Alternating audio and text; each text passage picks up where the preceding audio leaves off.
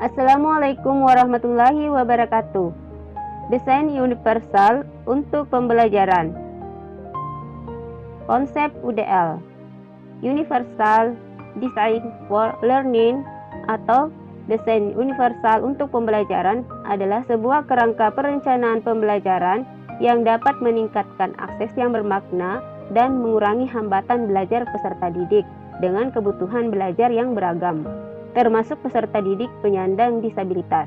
UDL dapat dijadikan sebagai kerangka kerja bagi guru dalam menyusun pembelajaran di sekolah penyelenggara pendidikan inklusif, karena UDL menekankan pada pembelajaran yang fleksibel, bermakna, dan keterlibatan.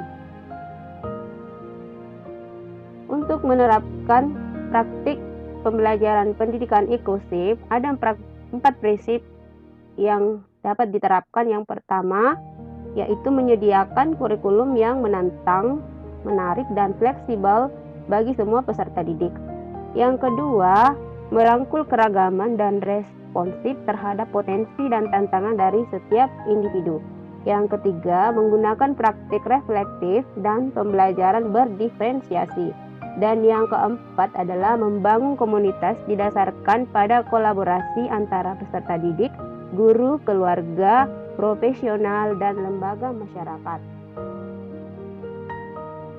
Desain universal adalah desain dan komposisi suatu lingkungan sehingga dapat diakses, dipahami, dan digunakan semaksimal mungkin oleh semua orang tanpa memandang usia, ukuran, kemampuan, atau kecacatannya.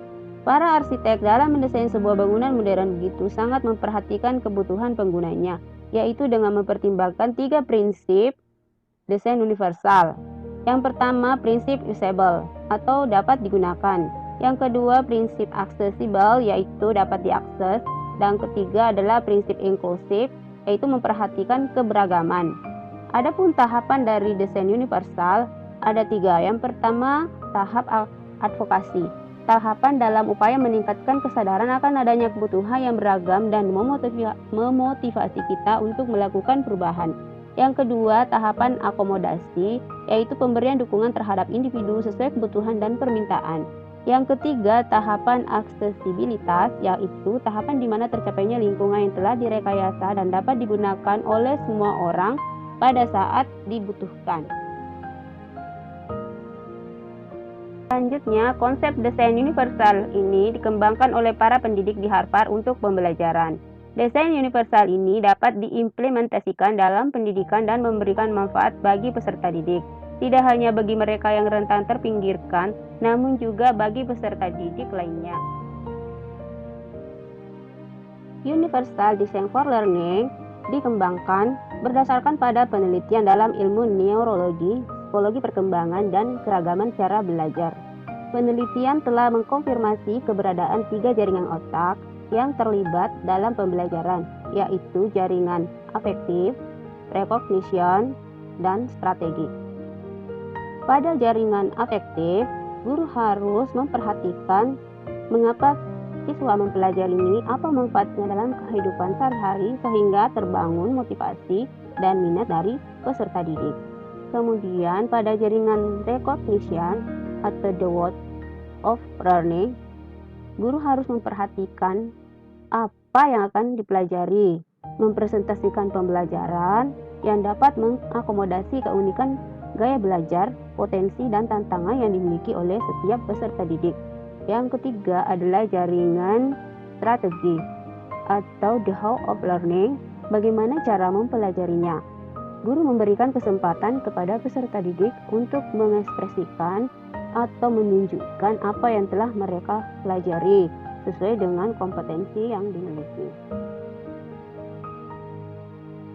UDL adalah kerangka kerja dengan seperangkat prinsip untuk belajar dan mengajar, berdasarkan wawasan ilmiah tentang bagaimana manusia belajar sebagai upaya dalam meningkatkan serta mengoptimalkan pengajaran dan pembelajaran bagi peserta didik yang memiliki kebutuhan belajar yang beragam, termasuk peserta didik penyandang disabilitas.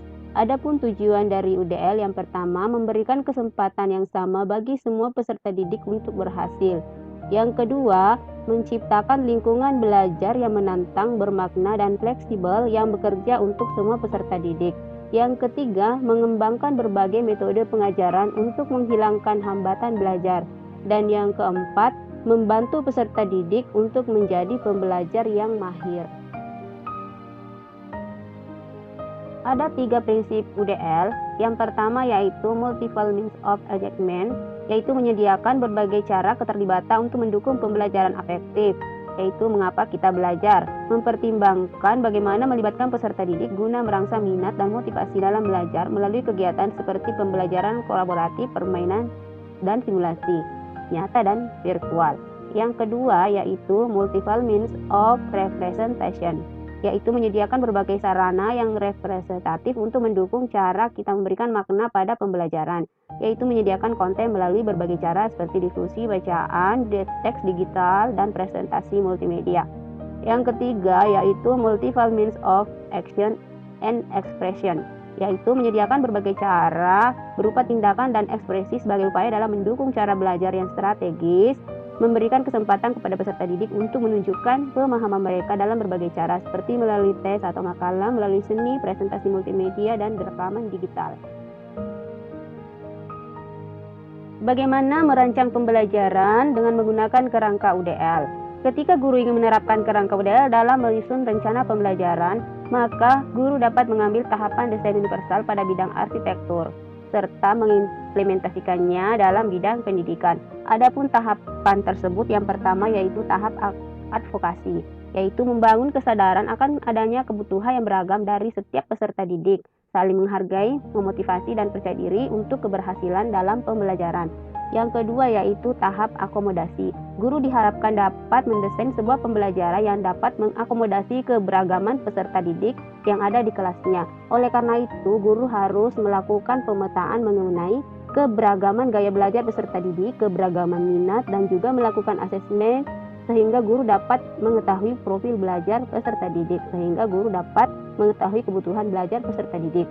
Yang ketiga yaitu tahapan aksesibilitas, yaitu memperhatikan 3 aspek yang ada dalam kurikulum, yaitu konten, proses, dan produk.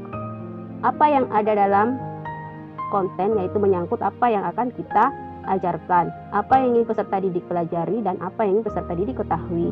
Kemudian menyangkut proses, yaitu bagaimana peserta didik memahami apa yang mereka pelajari. Kemudian menyangkut produk, yaitu bagaimana peserta didik mendemonstrasikan apa yang telah mereka pelajari.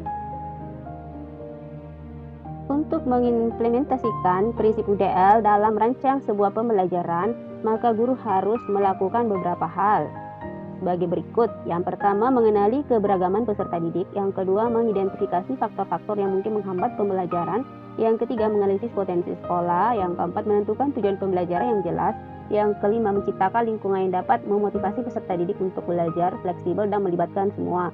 Yang keenam, memanfaatkan semua potensi sekolah guna menyediakan berbagai representasi sumber belajar yang variatif sehingga dapat mengakomodasi keberagaman dari peserta didik.